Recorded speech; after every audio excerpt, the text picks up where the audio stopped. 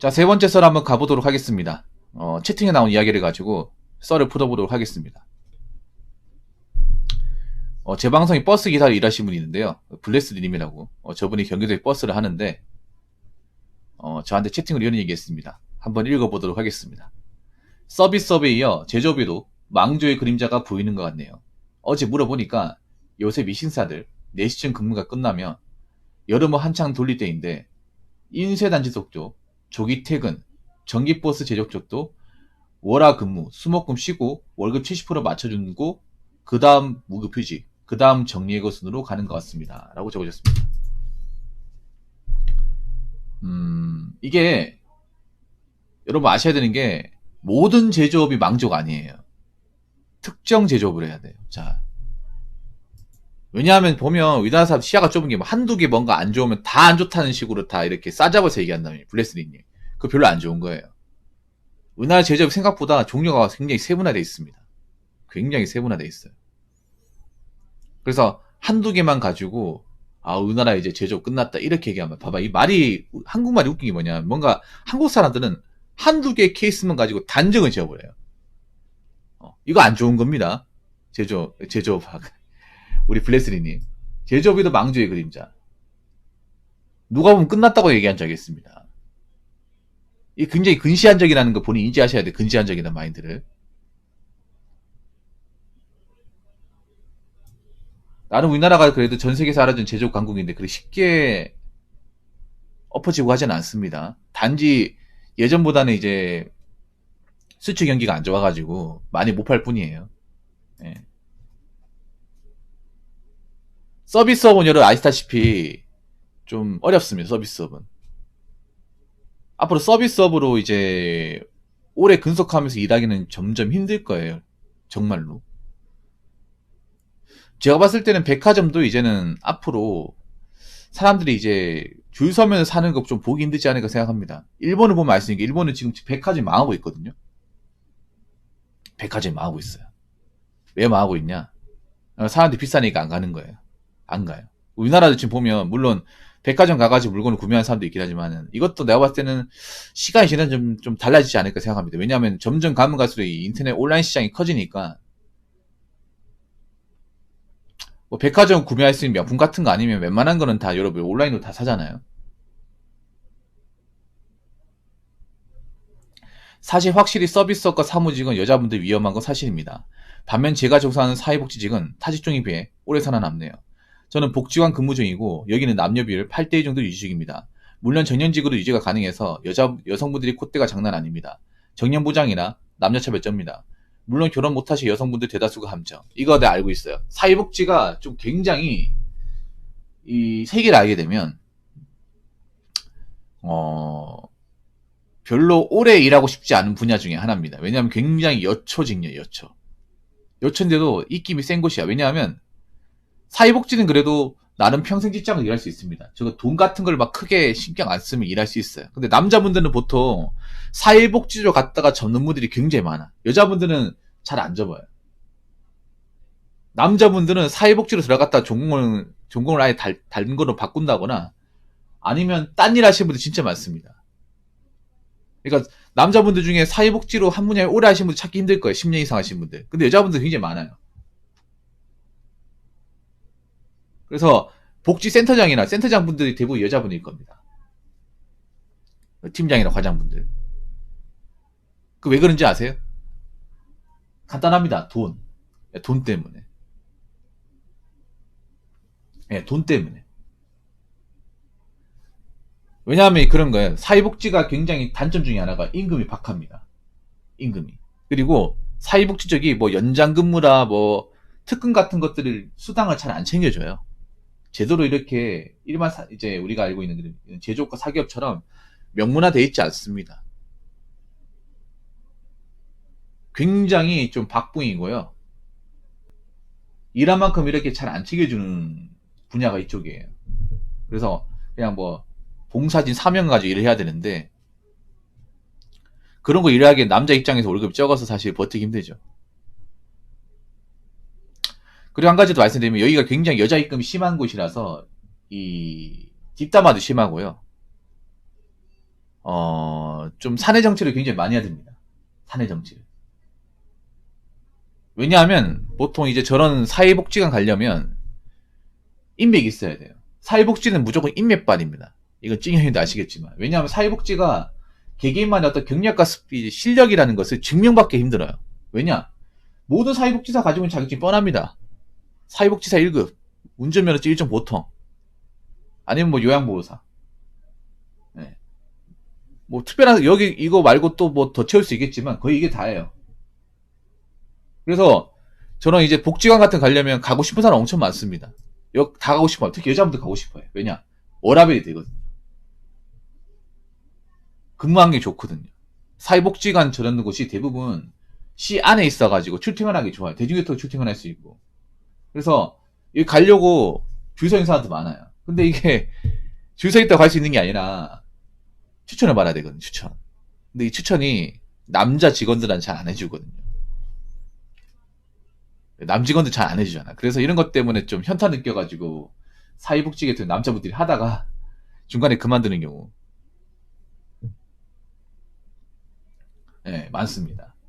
아니면 남자분들 보통 외곽 쪽 요양원이나 이제 어르신들 모시는 그런 데 많이 가. 왜냐하면 그런 데 가는 이유가 그런 데는 교대 근무하기 때문에 다른 데보다 수당이 좀 더 붙거든요. 아니면 사회복지사가 별로 없어가지고 그런 얘기 하는 사람이 있습니다. 남자분들 중에 차라리 그 어르신들 몇 명 상대하는 것, 그러니까 사회복지사 같은 동료 사회복지사 보는 것보다 여자 사회복지사 이렇게 보는 것보다 차라리 거기 회원 이제 보통 선생님들 보통 이제 거기 이제 시설에 거주하시는 거주자들 상대하는 게 훨씬 더 낫다고 얘기하는 사람이 있어요. 그래서 일부러 남자분들은 외곽으로 빠지는 경우가 있습니다. 그런데 빠지면 그런 데는 이제 숙식을 하고 보통 이제 당직 근무가 있다 보니까 그래도 오래 근무하는 거 돈을 더 주잖아요.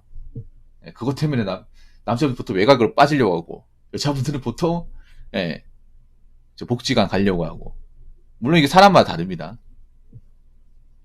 아무튼 서비스업은 앞으로 이제 서비스업만 가지고 먹고 사는 것은 좀 빡실 거면 여자분들 생각을 달리 해야 돼. 서비스업만 가지고 이제 내가 직업을 삼겠다. 잠깐은 직업이 될 수 있지만 이걸 10년, 15년 하기 어렵습니다. 그래서 여자분들도 좀 오래 할 수 있는 일자리가 무엇인지 한번 생각을 해봐야 돼. 서비스업은 오래 할 수 있는 일자리가 아니죠. 그리고 일한 만큼, 오래 한 만큼 또 대우를 받는 일자리도 아니에요. 그렇기 때문에 그냥 서비스업 여자분들 많이 뽑으니까 가야지 이렇게 생각하면 안 됩니다. 사고방식을 좀 바꿔야 돼.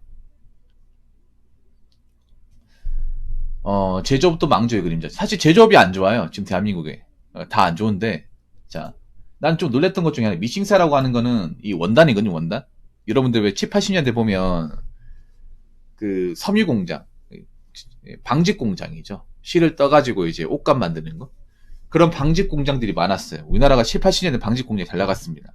대표고 삼성의 제일모직 있죠, 제일모직. 제일모직이 대기업이 이제 그 방직공장이고, 대한방직이라는 공장도 있었거든요. 근데 IMF 터지면서 가장 박살이 난 분야 중에 하나가 이 방직, 원단. 미싱사라고 하는 거 보니까 원단 공장인데 난 놀랬던 것 중에 하나가 아직도 원단 공장이 돌아가네라는 생각을 했습니다. 이 얘기 듣고. 왜냐면 원단 공장은 다 없어졌어요. 특히 원단 공장이 중심지가 대구인데 대구는 다 없어졌어요. 보통 좀 나이 좀 지긋하신 분들이 대구 가면 뭐라고 하냐면 섬유 공장, 섬유 1번지라고 하는데 그 옛말이에요, 옛말. 섬유 없어진 지가 언젠데. 근데 난 놀랬던 것 중에 하나가 이런 원단 공장이 아직도 있구나. 사실 원단 공장 지금 진짜 힘들거든요. 옛날부터 힘들었어요. 왜냐하면 중국이 다 먹었기 때문에. 중국이 원단 시장 다 먹어서 우리나라에서 그 직원들 인건비 주고 하면 남는 게 없어요. 중국이 저 단가를 못 이깁니다. 그래서 보통 이 원단 장사나 이제 섬유가 계통 일하시는 분들이 보통 있잖아요. 한국 분들이 중국에 가가지고 원단을 중간에 연결해주는 외개체 역할을 하죠.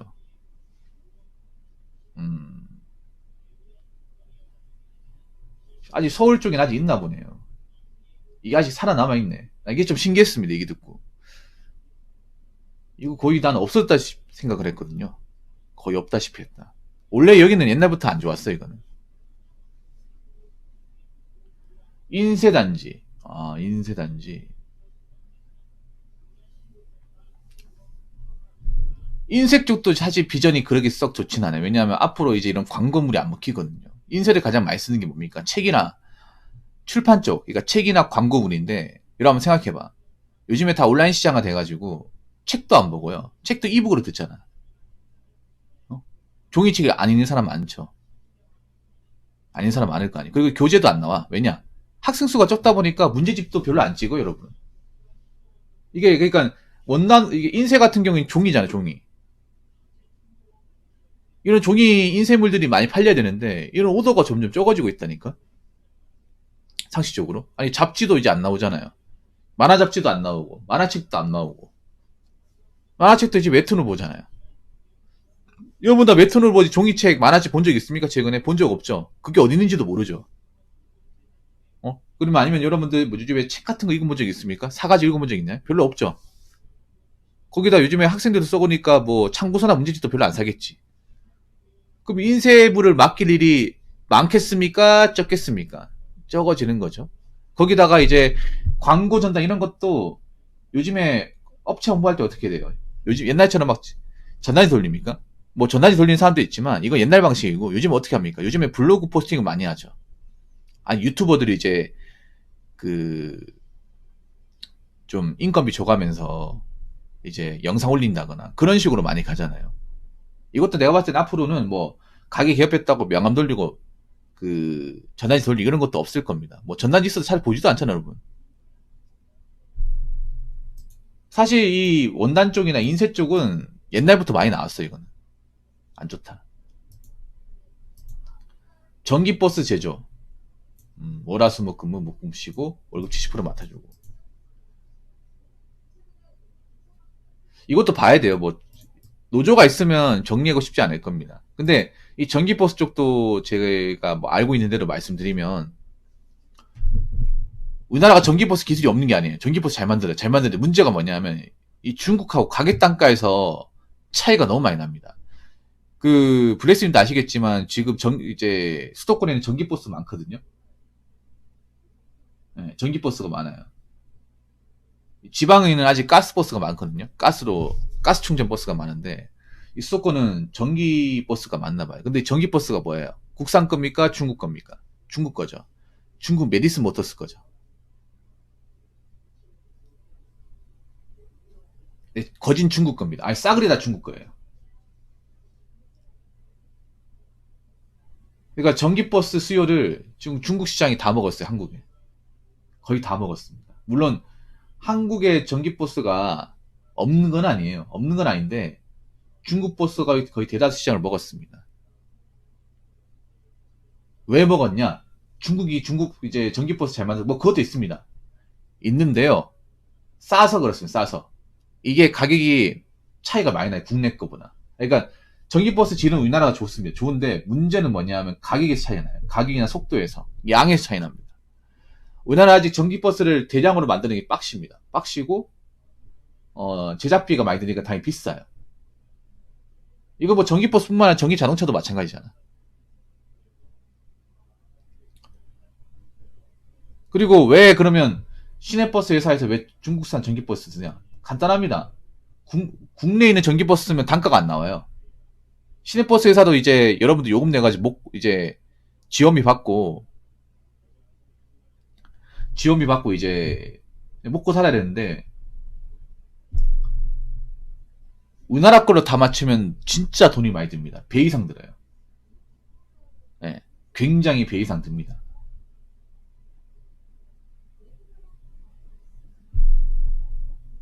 한두 대다가 아니다 보니까 그래서 지금 이제 에디슨 모터스 차를 쓰는 것 같아요.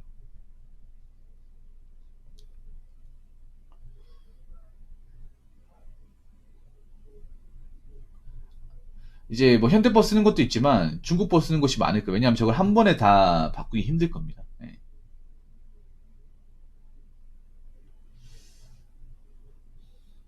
그래서 제조업 중에 이제 경기가 안 좋은 곳 있고 뭐 어려운 곳은 있지만 뭐 다 안 좋다고 보긴 어렵습니다. 네. 돌아가는 것은 돌아가니까. 일단 원단 인쇄 쪽은 앞으로 좀 빡세지겠네요. 우리가 뭐 종이 인쇄물 같은 거를 자주 접하지 않는 한은 사실 원단과 인쇄는 옛날부터 사양사업이라는 얘기가 나왔던 곳입니다. 옛날부터. 원단은 진작에 끝났었고, 인쇄도 이 사람들 스마트폰으로 이제 온라인화 되면서 책도 안 보고 이제 인쇄물도 안 보고, 인쇄물 쓸 일도 없잖아요, 여러분. 잡지도 안 보고 하다 보니까 사실 옛날부터 많이 나왔던 겁니다. 근데 저것만 가지고 뭐 제조업이 망조다 그렇게 얘기하기는 어렵고, 지금 제조업 상황이 안 좋은 건 맞아요. 안 좋은 건 맞는데 앞으로 좀 더 지켜봐야 되지 않을까 싶습니다. 네, 아무튼 블레스님 좋은 의견 감사합니다. 자, 이상으로 세 번째 썰 마치도록 하겠습니다.